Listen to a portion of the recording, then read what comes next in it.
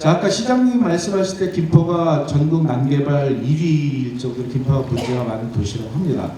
자, 그러면 이런 결과를 나온 것들은 시장님을 비롯해서 국회의원, 시도의원들, 지역 정치인들의 문제와 더불어서 결국은 돈과 그러니까 예산과 의결권과 또 수많은 집행할 수 있는 인력을 갖고 있는 행정의 문제잖아요. 그래서 시장님도 행정혁신에 대한 부분들을 얘기를 하셨고 오늘 그 브리핑에서도 마지막쯤에서 행정혁신을 얘기하셨는데 청렴성, 뭐 신뢰성 다 좋은데 실질적으로 우리 김포시 공무원들의 가장 큰 문제는 능력이거든요. 그거는 사실은 많이 얘기들 하는 거예요. 그래서 우리가 여러 위원회나 이런 데서 하면 김포시 공무원들에 대한 여러 가지 얘기들을 많이 해요. 그래서 시민들을 대상으로 여론조사를 할 때 뭐 교통, 복지 이런 거 저런 거 다 얘기하는데 행정이란 부분들을 아마 넣게 되면 행정이 김포시 가장 문제점 중에 1등하면 행정이 차지할 수도 있다고 봅니다. 그래서 사실은 우리 김포시가 이렇게 많은 문제점을 안고 있는데도 불구하고 어떤 행정도 뭐 정치인들은 뭐 4년마다 바꾸니까 그렇다 치고 한 번 들어오면 철밥통인 이 행정에 대해서 한 번도 비판적이고 반성하는 것들을 본 적이 없어요. 그래서 그렇기 때문에 이 혁신이라는 부분들이 굉장히 중요한데 예를 들면 우리나라 이제 검찰개혁에서 검찰개혁에 대한 로드맵들이 있지 않습니까? 그러면 김포시에서 시장님이 얘기하시는 행정혁신에 대한 로드맵은 어떤 것들이 있는 것인가? 그러니까 구체적으로 행정혁신에 대한 것들이 굉장히 중요하다고 얘기하고 시장님 말씀하셨던 많은 그런 부분들은 결국 우리 공무원분들이 하셔야 되는데 결국 이분들의 능력을 보여줬잖아요. 그 부분들에 대한 혁신에 대한 부분들의 어떤 로드맵 이런 것들을 갖고 계신지 좀 질문을 드리고 싶습니다. 말씀하신 것 공무원들의 청렴도 또 공무원들의 민원행정 서비스를 높여내는 것 이런 것들을 혁신을 얘기하고 있죠. 저는 청렴도나 민원행정 서비스는 혁신이라기보다는 그거는 공직사회가 가져가야 할 가장 기본인 거라는 생각을 가져보는 것이죠. 그런데 이런 것들을 시민들은 더 업그레이드된 사항들을 요구하기 때문에 그 부분에서도 혁신이라는 것으로 접목될 수밖에 없어요. 두 가지로 봐요. 두 가지.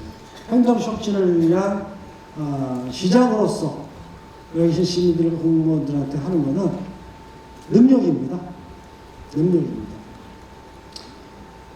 자기 업무와 공무원으로서 가져가야 할 소양과 자세 그리고 다양한 분야의 업무에 대한 능력 이런 것들을 끊임없이 찾아 나서야 되고 학습해야 되고 하는 것이 게을리할 수 없는 것이죠. 그래서 1년 반 동안에는 우리 공무원들의 교육, 연찬, 연수 이 부분에 대해서 참 폭넓게 많은 예산을 지금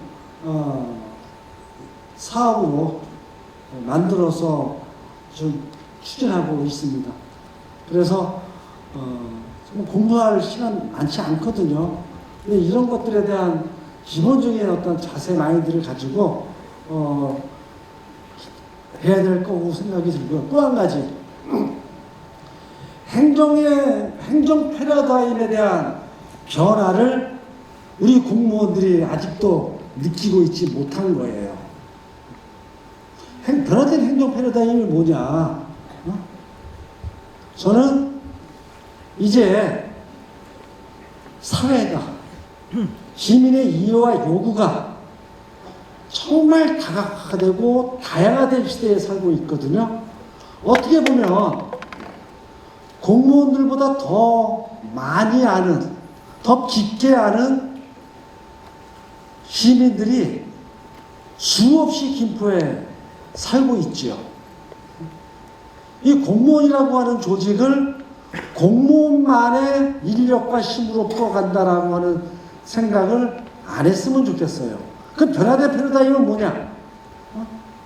이제 행정도 공직사회와 그 바깥에 있는 시민사회 단체와 개인적으로 전문 지식을 갖고 있는 시민과 서로 네트워킹되고 협력하는 그런 행정세계가 구축되지 않으면 그 지자체의 행정은 한 걸음도 나갈 수 없습니다.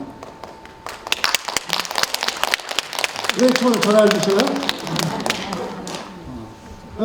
항상 공무원들한테 계속 강조를 하는데 그게 쉽게 빨리 가르치기를 못한 거예요. 왜냐하면 우리는 관료주의라고 하잖아요.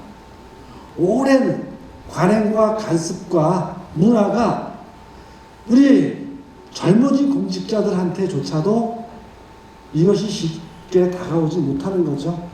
그래서 시민들이 요구하고 시민들이 변화를 바라면 그것을 수장인 시장이 그 바람을 타고 가야 되는 거죠. 같이. 그렇게 될 거예요. 조금 더뎌도.